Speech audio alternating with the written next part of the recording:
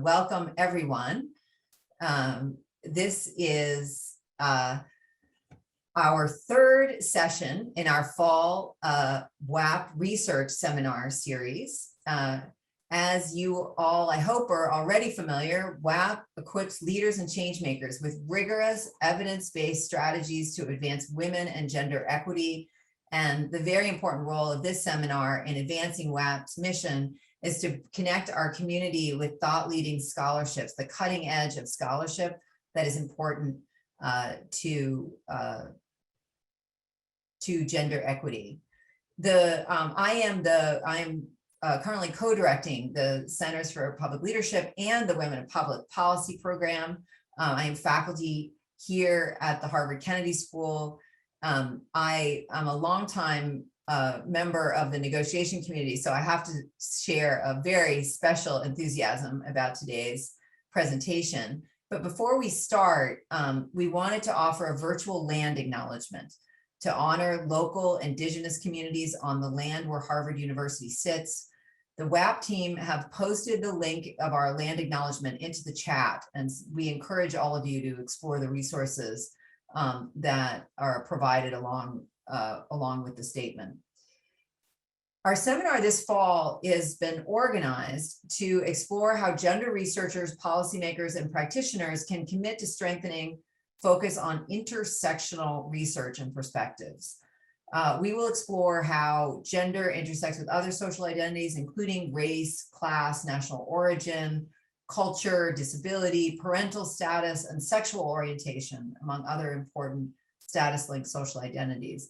Our intersectional focus will not only address the unique experiences of people with intersecting identities, but also engage with systematic biases and oppressions which characterize these experiences.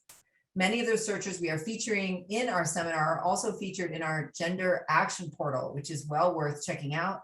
And I think we'll post the link to GAP's intersectional work, the gender action portal's intersectional work, in the chat box, but it's at easily to find gap.hks.harvard.edu. So please employ those GAP resources liberally, and in particular, check out this wonderful collection of intersectional research. So with great joy today, I get to introduce Professor Negin Toosi, presenting on the role of gender, race, and culture in shaping negotiation behaviors.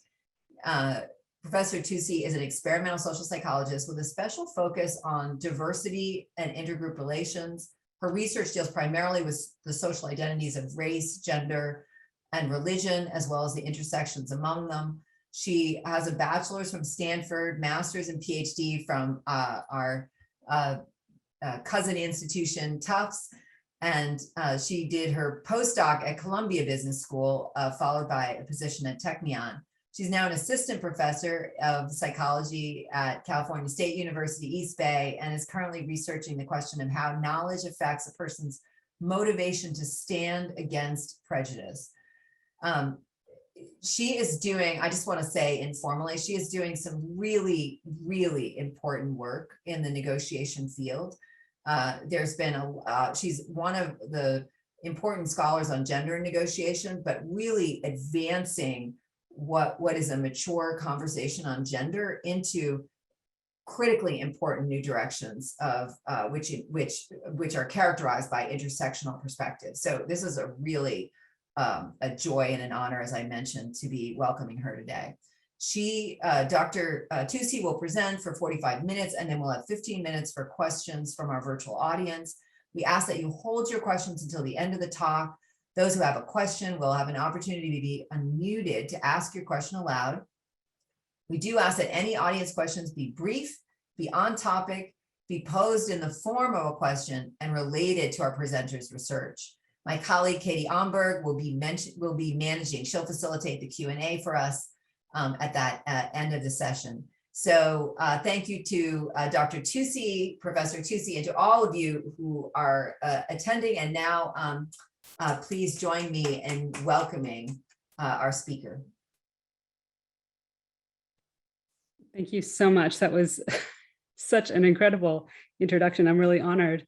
I do want to share that I'm coming to you from the East Bay area of California, which is the ancestral and unceded territory of the Muwekma Ohlone tribe.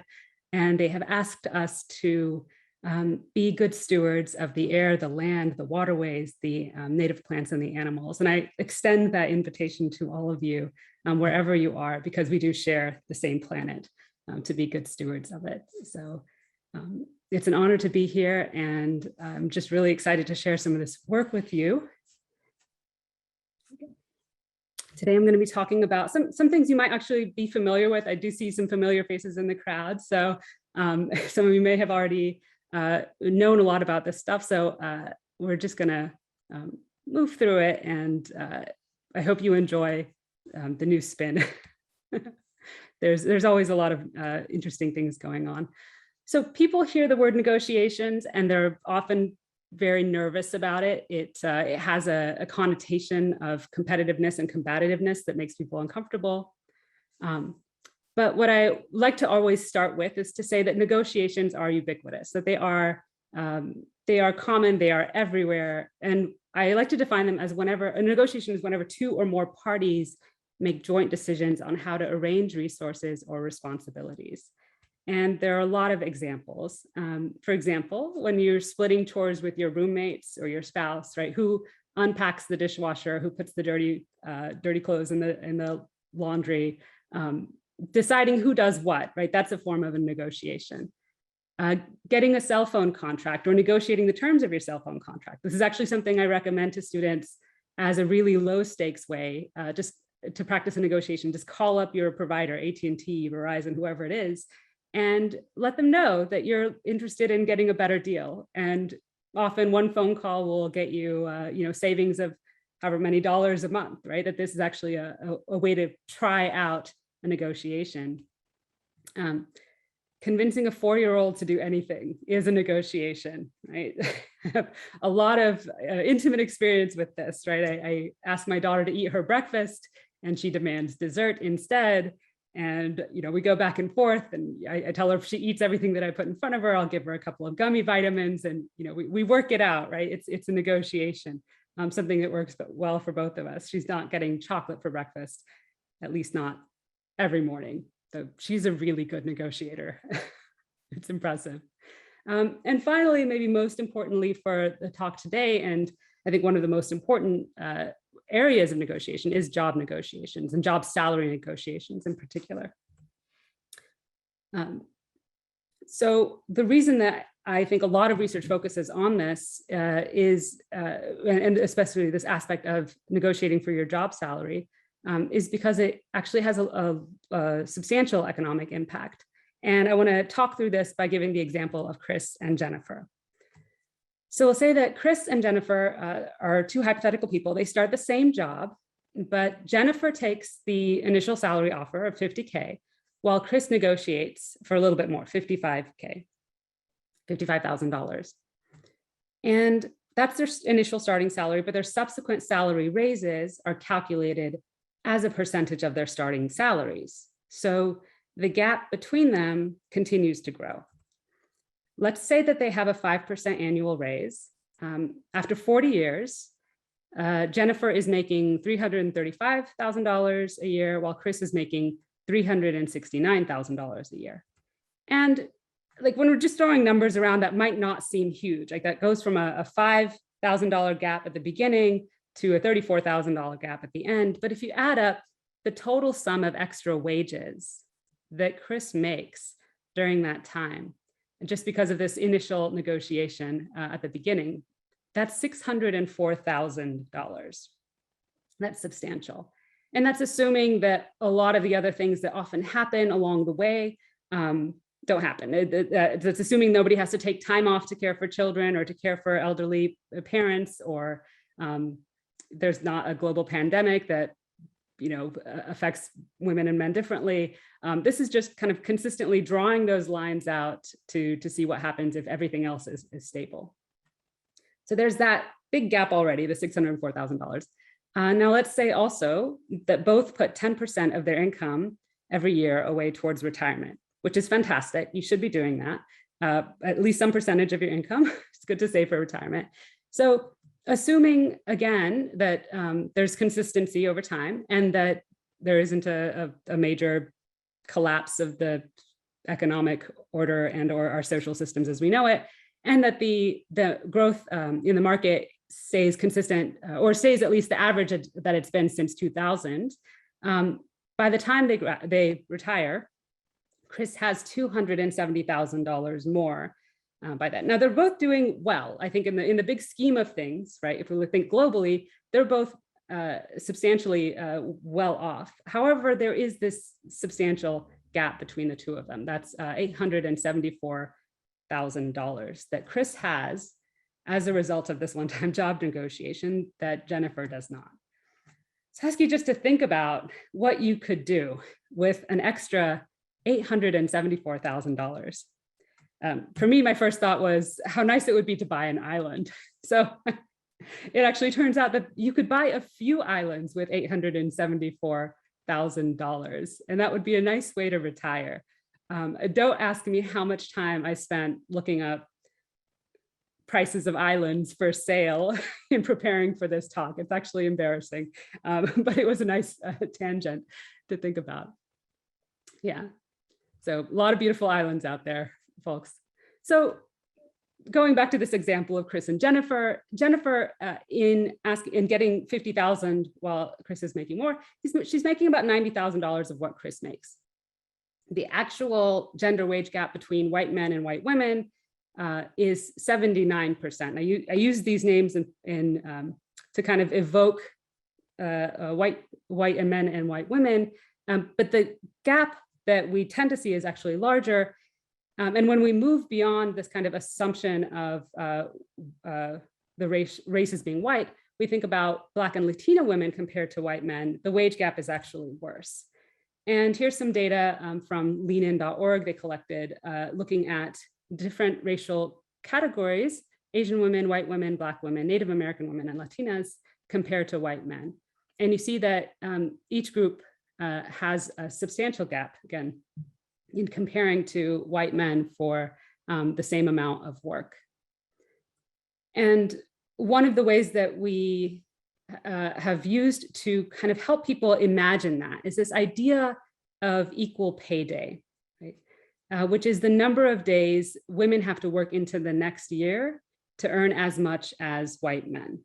So if white men basically have a year of work, and then on January 1st, that's when they have that much X amount of salary, Asian women have to work an extra 42 days in order to make an equivalent amount of money. White women have to work an extra 100 days to make an equivalent amount of money.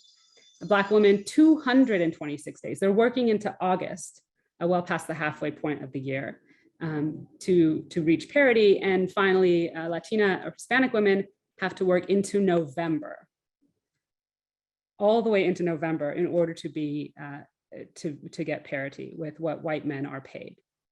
So there are these racial and gender differences in how much people are paid for their work. And we know that there are systemic forces as well as individual level discrimination that underlie these gaps, these differences. And so our work then becomes kind of twofold, right? On the one hand, we have to think about what individuals can do, right? How to ask for more without incurring backlash becomes the question for individuals. And on the other hand, we have to find ways for communities and institutions, companies, to increase transparency and make active efforts towards equity. So you can see the importance of this, which is why I love talking about this topic. I love sharing this information because I had the chance to learn about negotiations as a postdoc at Columbia Business School, and I had the chance to teach it. And since then, I've just loved sharing this information with the world. So a lot of you might already be well familiar with what I'm going to go over in the next few slides.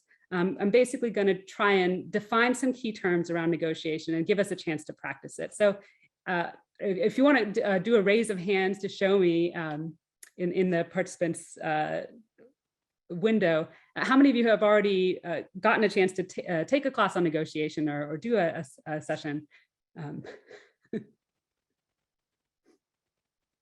Great. Okay, many of you, and that's fantastic. That's fantastic. So you'll have the benefit of wisdom on your side in the next few slides. So we're going to go over some basic terms. The first one I want to introduce to you is your best alternative to a negotiated agreement, and that's the BATNA, right? So in other words, if this particular job, let's say, you don't end up accepting it, you don't think that they're offering you enough, what's your plan B? What's your best outside option? What else could you do instead, right? And hopefully you have like another job offer or at least a few job interviews in the works so that you have backup options, you have other plans, right? Or you remain with your existing job. Okay? So this is your alternative. And the stronger your BATNA is, the stronger position you can be in when you're negotiating. You also have the reservation price or walkaway point. This is the number at which beyond it, the deal just isn't worth it for you. It's actually going to be more harmful to you to accept this deal than it would be to walk away. So it's similar to your BATNA because it does kind of present this alternative or what you know is your kind of walkaway line, but it's plus or minus the things that are specific to this deal that make you want this deal in particular.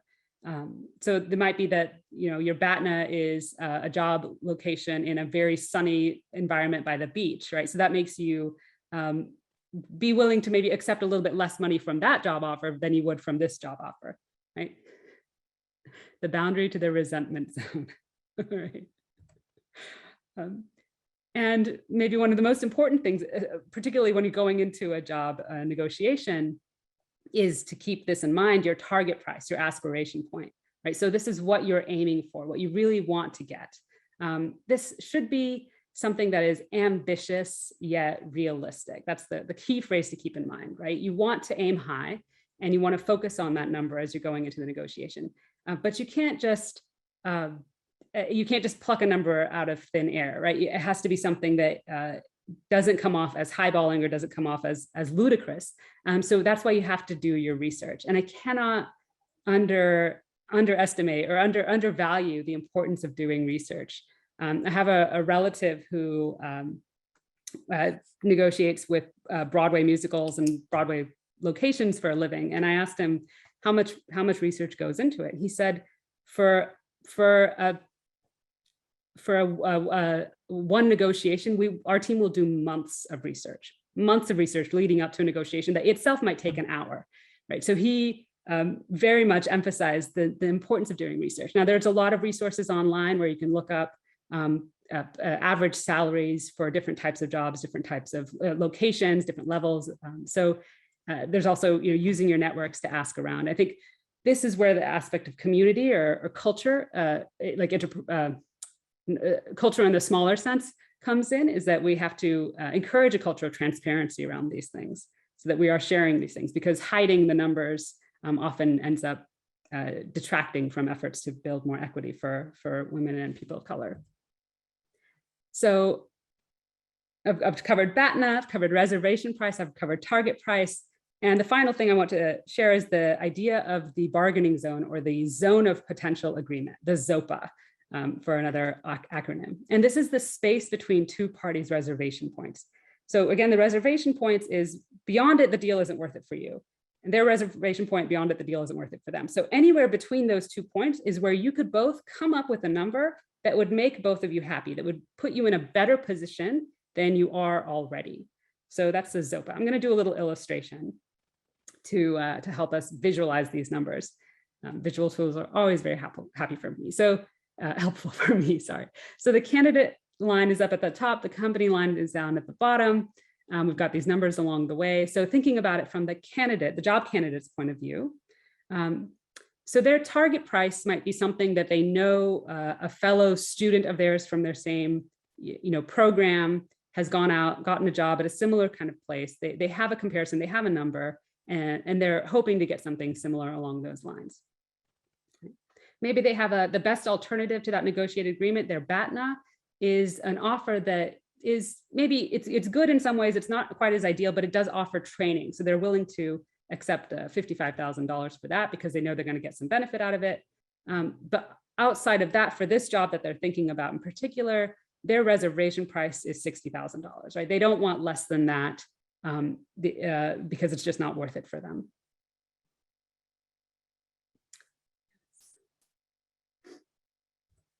So I see a question in the chat, and I'm just going to answer it right now. Is it true that using a range is a better negotiation strategy than asking for a single number because it shows you're open to negotiation? I think it's actually better just to say, I'd love to negotiate this, because then you're showing that you're ready for negotiation. But if you give a range, they're just going to fixate on the lowest number, right? As soon as you say, well, I'd be willing to accept, $60,000 to $70,000, they're just going to give you $60,000 because you've shown that you're open to that. So you want to be careful about how you use that range. Absolutely. So going into the company's point of view, right? So they have this BATNA. They have the candidate who's not quite as good a fit, but they know that this person would be willing to accept $57,500 for a salary. They have their reservation price, the budget that they have in the company. They can't go beyond it. That's their walkaway point, $72,500. And their target price is to pay you as little as possible so that they can use that money for other things. not to put too cynical a spin on it, but their target price is down at $50,000. So just to demonstrate that ZOPA, right? Your reservation, or the candidate's reservation price in this case, is $60,000. That should be the company's reservation price is $72,000. And when you put them together, you have a positive ZOPA. You have a zone of potential agreement where there is room where both of you could be happy. Now, sometimes such a thing exists as a negative ZOPA, right? If you're not willing to pay as much as they need to sell it for, then you don't have any room where you could overlap. And sometimes it's better for you both to walk away from such a deal because it's not going to work out for either of you. So think about that as a way to visualize a negotiation. So here's our chance to put this into practice. I encourage you to go and get a sheet of paper if you don't have one already, or just pull out your phone and open up a little notepad thing. We're going to read through this together.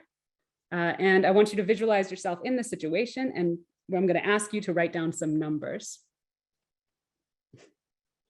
So imagine you're a senior in college. Upon graduating, you intend to pursue a career in tech consulting. You have learned about a job opening at a company called Alpha from a friend who graduated 2 years before you.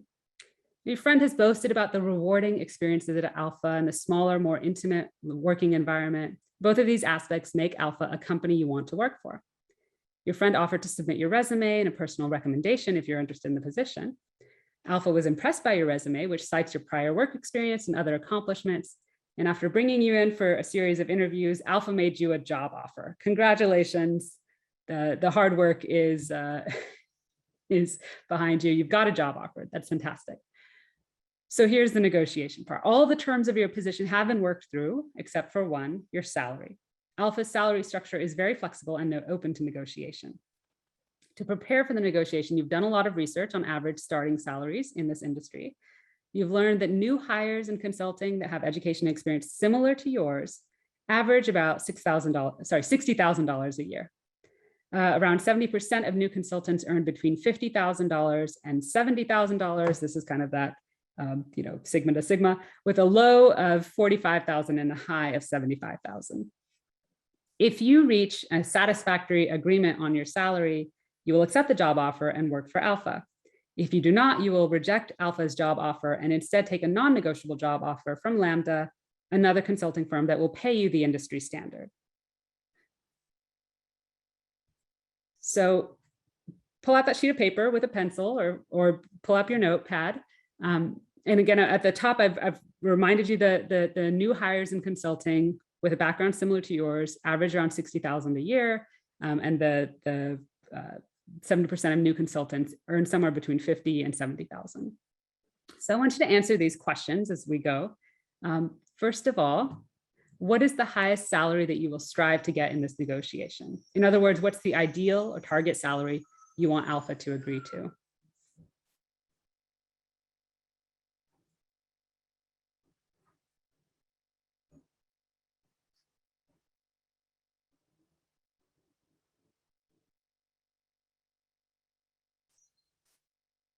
I'm looking through the chats and I see that there's already a lot of wisdom being shared.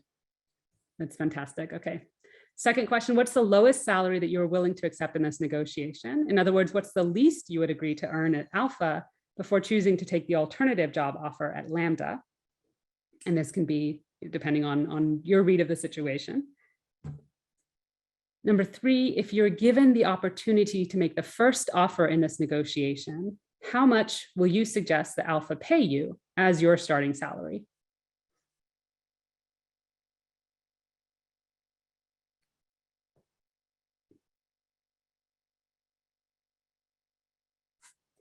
And finally, how much do you think you can reasonably ask for without causing the recruiter to punish you for being too demanding?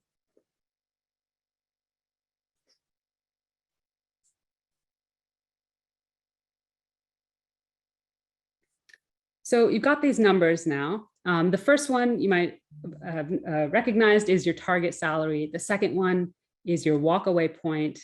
The third one we're going to call your first offer, right? That's where the rubber hits the road, right? The pedal hits the metal. That's the first time you're kind of moving beyond yourself and sharing with another person, in this case, the job recruiter, what you would like. And four is this term that we think of as anticipated backlash. So I want you to look at your numbers and think of some questions. So first of all, is your first offer less than your target salary? So in other words, if you have a chance to come out first and give them the number, are you coming in under your target salary? If your target salary is, let's say, $75,000, if your first offer is $70,000 or anywhere less, then you've already given up that ground. They're never going to come back and say, well, actually, can we pay you more than your first offer? You've already kind of set the limit, so you're never going to go higher than that. Another question is your first offer equal to your target salary? So if you ask for 75 and you also want 75, that doesn't give them any room to push back, and that doesn't give you any room to make concessions without going a little below. So you might want to think about having your first offer be a little bit more than your target salary. So you leave room for concessions, you leave room for falling back. And getting questions about enabling the live. Do you want me to see if I can fix it?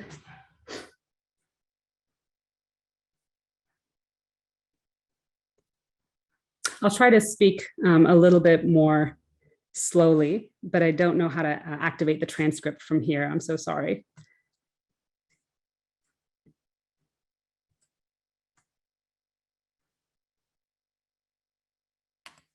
Okay. So the next question to think about is your walkaway point less than $60,000? Is your BATNA being the job offer from Lambda. So are you more attached to the job from Alpha than you are to the job from Lambda? And if so, why? I'm not saying that there's a right or wrong here, it's just something to think about. What are your reasons for it? And finally, is your anticipated backlash more than $70,000? And if so, why? Why is that coming up as your the anticipated backlash number that you have? So these are things to think about, but what I want to especially highlight is that there is a benefit to assertiveness in getting higher financial gains in negotiations, right? So having that first offer be a little bit more than even your target salary that gives you, room to move back and hopefully attain something closer to your target salary compared to having your first offer be less than your target salary, right? So I'm going to start this slide where we basically accrue things that we know. We're going to come back to this idea of backlash in a minute, though. But as we kind of add on to this, we're going to add things onto the slide. So we know that assertiveness helps people get higher financial gains in negotiations. But let's talk about the role of gender and assertiveness in negotiations. So we know that there are gender differences. Men are more likely to ask for higher pay in salary negotiations. Men tend to have higher expectations and set higher goals than women when entering negotiations. And men are often paid more than women for the same jobs. And we know this from much research, mostly done in the United States and European countries. We also know that backlash is a problem, and one of the underlying reasons for this, that women who do ask for higher salaries are more likely to experience backlash. So evaluators financially penalized a female candidate more than a male candidate for initiating negotiations. And not just financial penalties, but also social or interpersonal penalties. Women also paid a greater social cost for trying to negotiate than men did. So adding that to what we know that concerns about backlash prevent people from being assertive. But let's add in this other element of race and assertiveness in negotiations. Now we know part of the reason that we have this, this gender effect is that there is this issue of gender roles. So gender evokes stereotypes and social roles, right? Traditionally, the research suggests that women are expected to be kind and passive, whereas men should be assertive.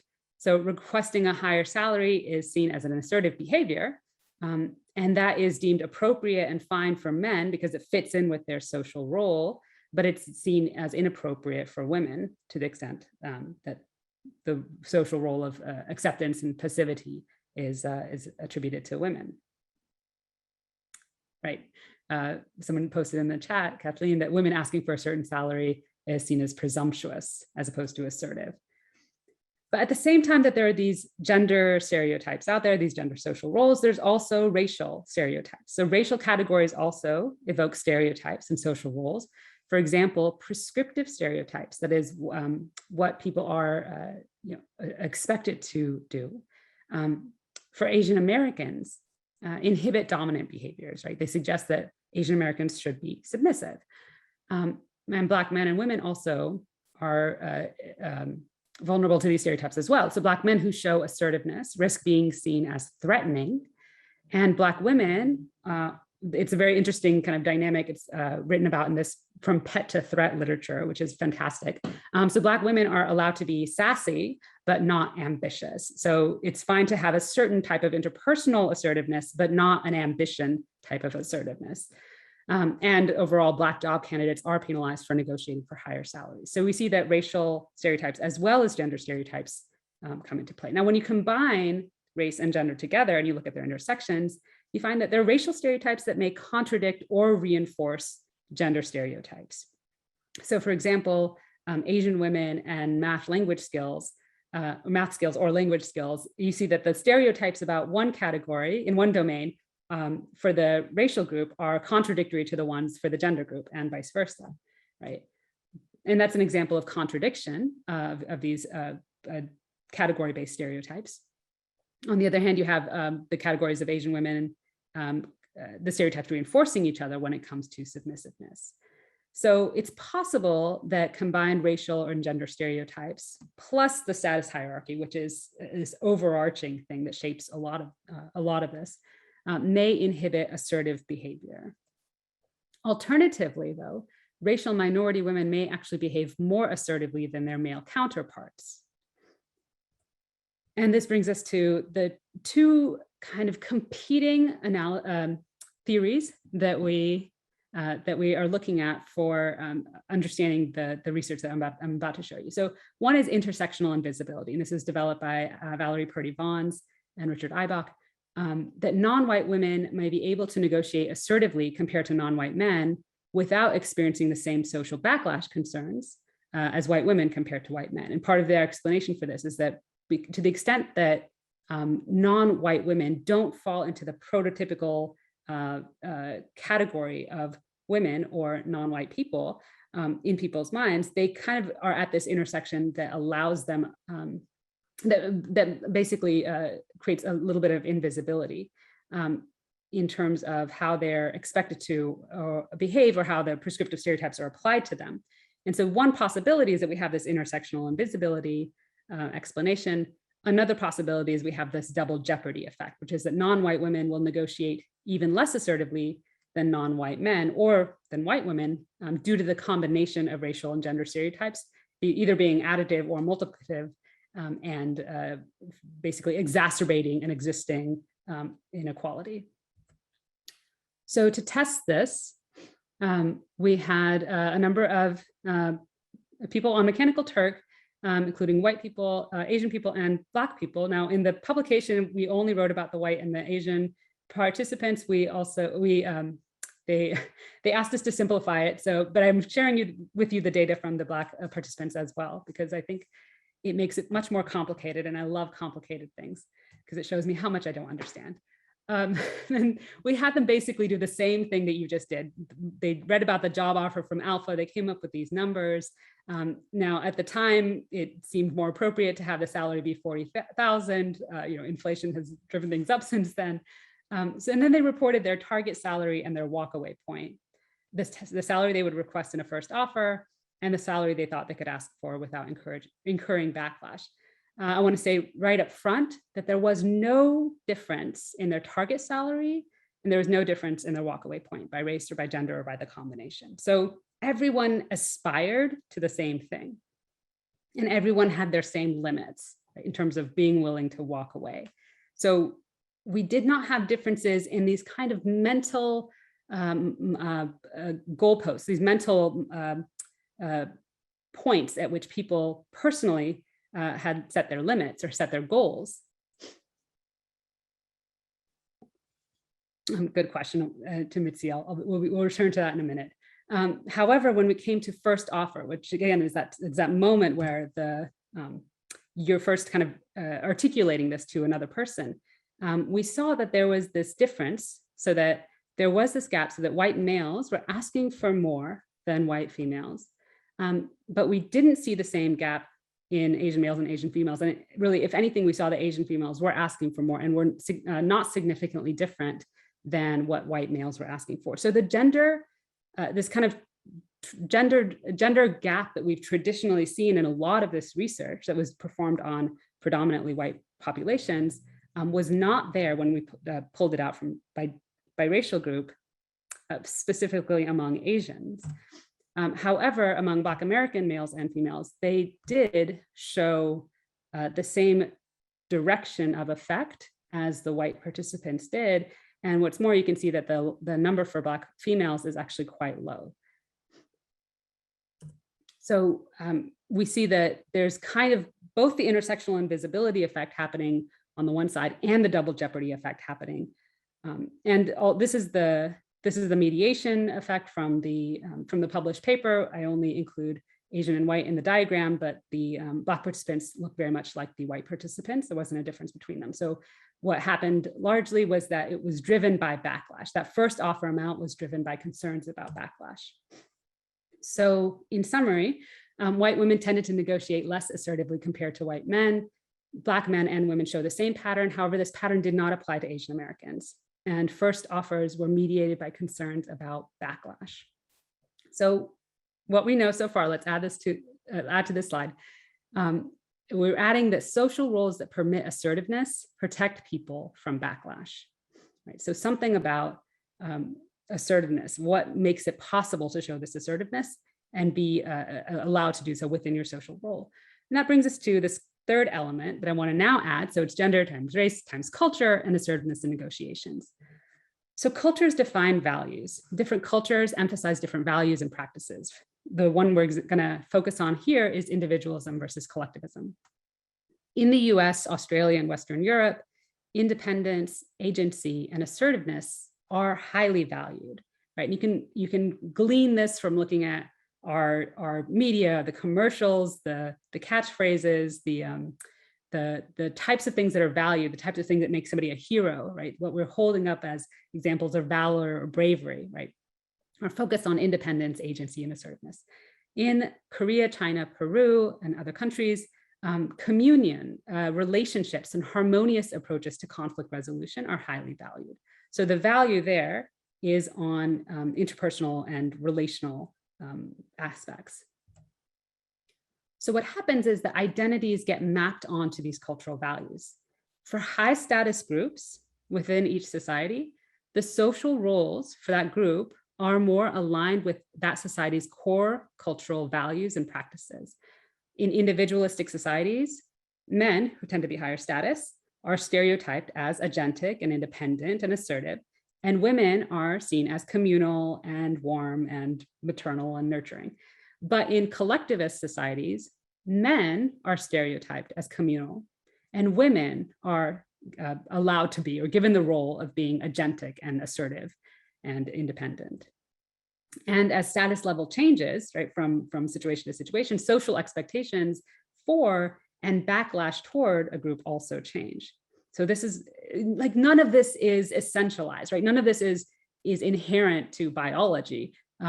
So much of it is just socially constructed, which is one thing I try to hold on to give me hope, right? You change the situation, you have a different outcome. So translating that into negotiation, in collectivistic societies, relationship-oriented negotiation behaviors are categorized as masculine and assertive behaviors are categorized as feminine. So in these countries, we're thinking about like China, Peru, Korea, women in negotiations set more ambitious targets than men. They're more likely to initiate negotiations and they choose more assertive strategies and they persist longer. This is a lot of work done by Vivian Chanwen, who's just tearing up the field in pioneering ways and looking at how all the kind of traditional knowledge that we've gotten used to about the gender wage gap or the gender gap here in the United States around negotiations plays out very, very differently in other cultures because of what is valued and because what values are ascribed to the high status groups. Now, the status the status of men is still higher in both of these comparisons, right? So we're not past that point yet, right? We haven't reached equity there, but the particular traits are switched up. So again, we're adding to this what we know column, which is cultures vary in how they value assertiveness versus cooperation, and high status groups get social roles that match the cultural values. So there's, this opens up a lot of questions, right? This opens up the question of like, what happens to expats, right? Like if I'm an American white woman and I go to a place where I'm suddenly, able to negotiate, but I'm carrying the norms of negotiation that I'm used to in this setting, but I'm now in China and I'm negotiating in a different way, then what does that happen? Like, how do people see me and vice versa, right? So there's a lot of directions to go with. Once we zoom out, right, from gender to race and gender to culture, and this is the kind of working model we've put together in a recent chapter with a set of collaborators. So culture decides what traits are valued, and social roles and expectations plays out in terms of who is permitted or expected to demonstrate the valued traits relevant to negotiation. Race and gender comes in when we're thinking about who has status and what specific stereotypes are applied to that group. And finally, all that leads to negotiation behaviors, backlash, and outcomes. So who reaps the most benefit from negotiation? So there's a lot to go into here. And you can also look at it and know that there's a lot of categories beyond race and gender, LGBT status and religion and so on and so forth that we haven't even cracked in this research so far. But there are people in this room who are doing that kind of research, who are asking these questions, and that's fantastic. So I think I have a few more minutes, if that's okay. I'm going to really quickly show you some of the current research that I'm trying to do right now. I'm currently at a minority. Right. I'll move through it really quickly. Thank you, Katie. I'm currently at a minority serving institution, which is incredibly diverse and has large numbers of Latino students. Remember back at the beginning, I pointed out that Latino students Latina females were doing particularly low on that chart, right? So that's caused me to move beyond this level of individual negotiator to ask, like, what can companies do? What can we do systematically and structurally to create more equitable workplaces? And one of the questions is, who represents your company?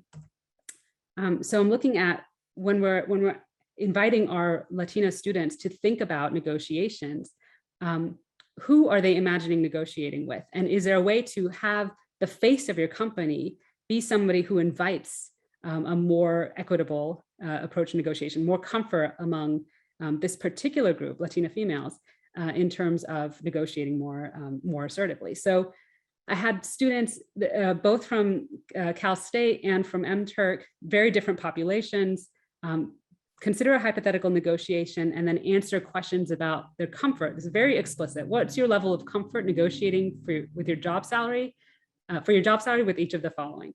And we had 5 different racial groups and 3 different categories of gender. And they're just laid out here. And I'm not going to go too much into it just in terms of time, but we definitely found a strong own race preference, both in the MTurk sample and in the Cal State sample. So participants in both samples expected to be more comfortable negotiating with their own racial group than with other racial group. And there's also a divide between intra-minority comfort was also higher than it was between minority racial groups and white racial groups. Minority being a term that is relevant in different contexts, but in this case, I mean, people of color compared to white people. And these 2 charts are, again, this is all kind of ongoing right now, but this is the difference for the MTurk respondents. And I think don't worry so much about the racial divide because the racial categories, the racial demographics were different in each sample. But I want you to see that in the MTurk respondents, that people were much more comfortable negotiating with cisgender people than they were with genderqueer or non-binary people. So we see there's this gap.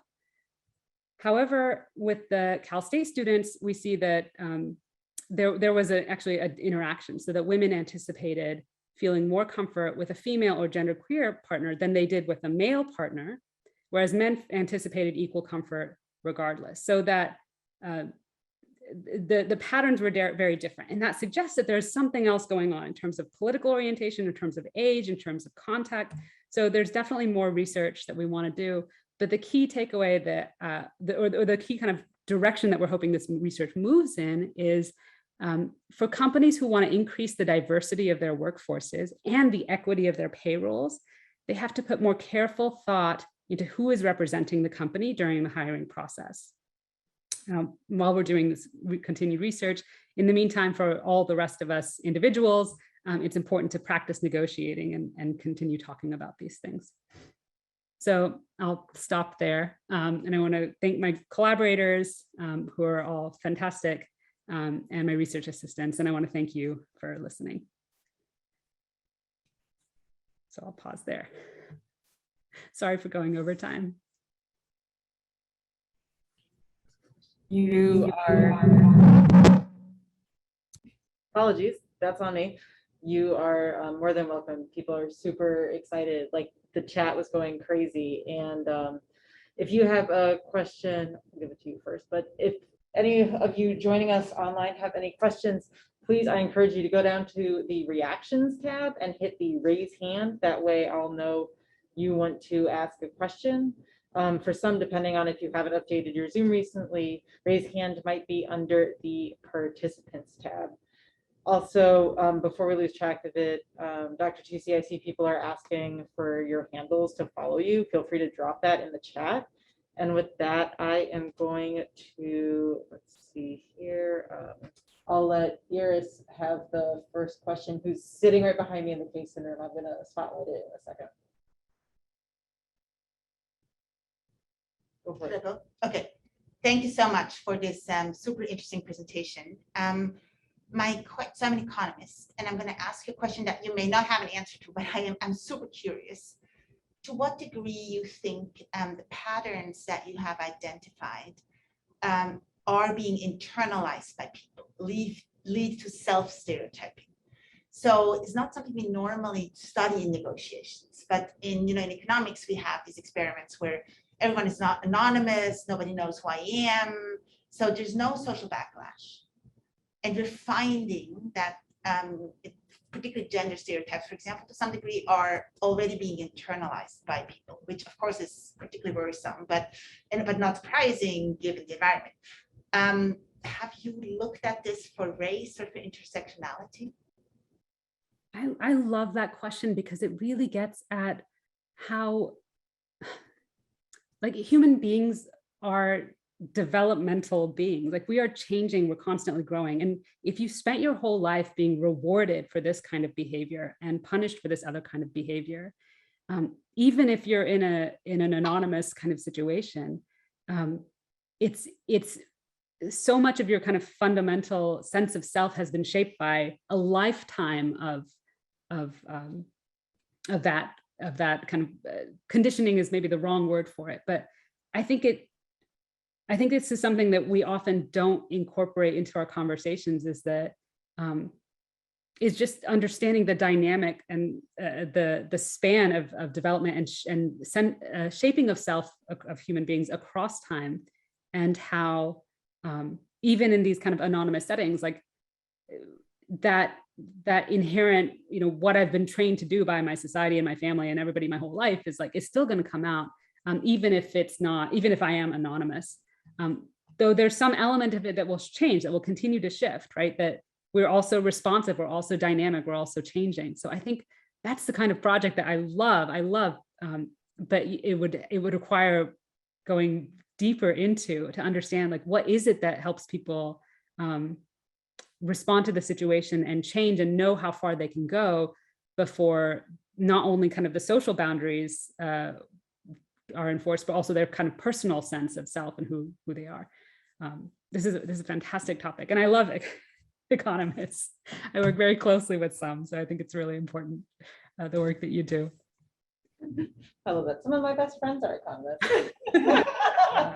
All right, Kathleen, I'm going to ask you to unmute. I saw that you were getting in on the chat. I invite you to start your video as well. Oh, yes, sorry. Oh, you're good. Sorry about that. Oh, you know what? I've got like a long slide behind me.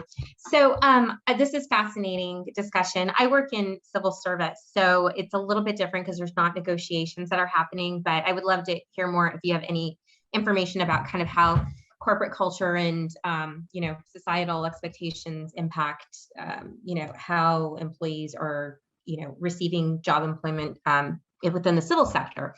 But I also wanted to kind of ask a little bit about one of the things we were chatting about talking about in the chat was that there's so many women who will disqualify themselves from applying for a job because they only meet they don't meet maybe one or two qualifications that are listed, but men will apply for a job if they only meet half of them, right?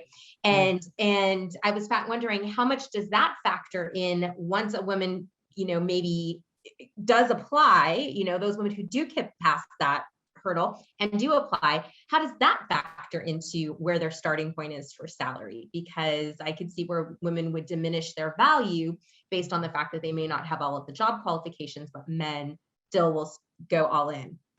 Mm-hmm. Mm-hmm. That's a great question. And I love your reference to that research, because I think that's important for all of us to know, to go for it, because there are many others who are, right? That idea of like, you have to be perfectly qualified for everything. But that's not the approach that many people are taking, especially this kind of inherent sense of confidence. But I think that, like what I was thinking about when you were saying this was like how important it is for, again, like companies and institutions to have a degree of transparency, to have a degree of awareness of like, am I actually taking this person for their credentials, or am I looking at looking at them through the lens of this bias that, men are competent or whatever, these stereotypes that I have that prevent me from actually recognizing the full contributions that this person can make.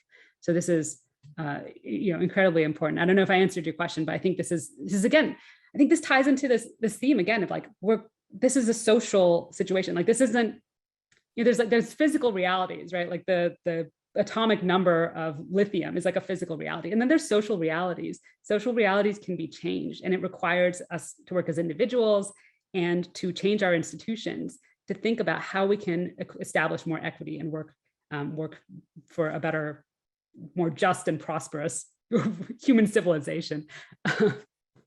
Yeah. The theme is change, I think. Awesome. Thank you so much. So I know we only have like 5 minutes left, and I see we have a bunch more hands raised. Dr. Toosi, is it cool if we do like 3 back to back and then Sure. you take like that? Okay, awesome. So I'm gonna go with Rati, Allison, and Andrea. I encourage each of you, if you have a bunch of questions, your top question, please just ask your top question so that we can make sure to get through everyone. All right. Thank you so much. Okay, thank you. So I have a question on understanding the mindset of the individual candidate who's applying for the job and how they view their desirability because they are a minority female, let's say, to companies. In my estimation, I have seen a range in Black females from people who are very confident because they are very wanted. They can start with a very high offer, and others don't even recognize how important a candidate they are for that company. So how important is the mindset of the individual and knowledge around this issue? Thank you so much, Rati. All right, so we have a question around sort of individual self-conceptualization, and then Allison, I'll ask you to unmute for yours. Yes, thanks so much. I'm curious about, you talked a lot about perceived backlash and how that impacts people's, starting offer. What can you share about how people's perceived backlash versus what might actually happen? And how good are people at judging what the backlash is? Awesome. Thank you so much for that question around perceived backlash. Andrea, I'm going to ask you to unmute now. And if you could turn on your camera just so we could see you, that would be fantastic. No worries if not.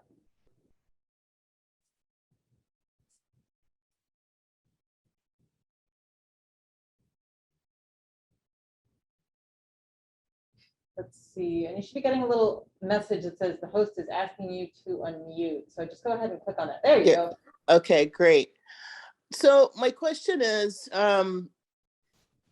given the sort of staggered inequities for Black women and Hispanic women compared to white women in salaries, it would seem that the goal is not so much about competing or negotiating for salaries that are equal or better than white men. It really would appear that the goal is to at least get a salary as good as white women. Mm-hmm.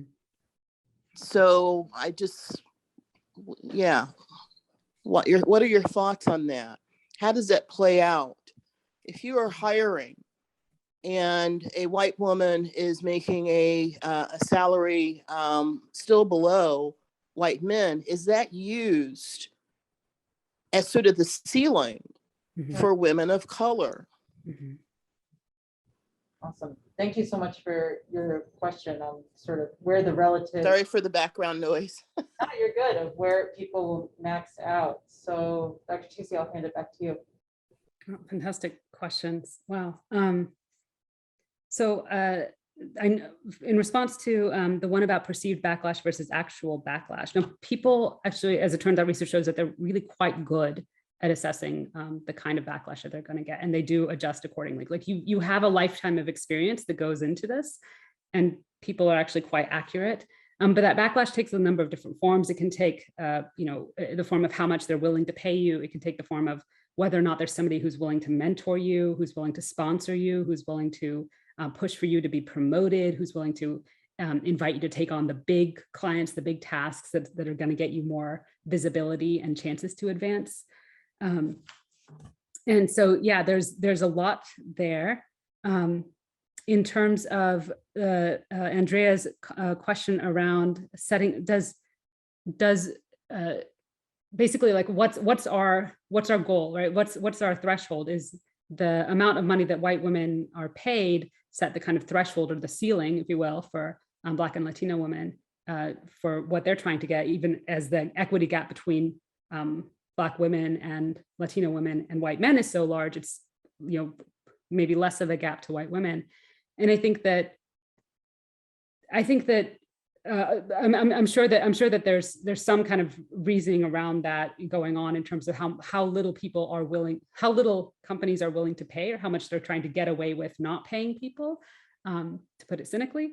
But I think that, in terms of what we're trying to strive for, it should be fair pay, fair justice, like for everybody. And I think that the extent to which, and maybe this goes into the first question from Rati as well, the extent to which we learn to value things that are maybe beyond what we currently value, right? Like a lot of this whole conversation has been about money, right? About how much you're going to make in a negotiation. It's a very particular kind of negotiation issue, which is distributive, right? But there's so much more that we think about when we think about the fullness of workplace culture, when we think about the many, many talents and skills that people have, the capacities that they have to bring to these settings.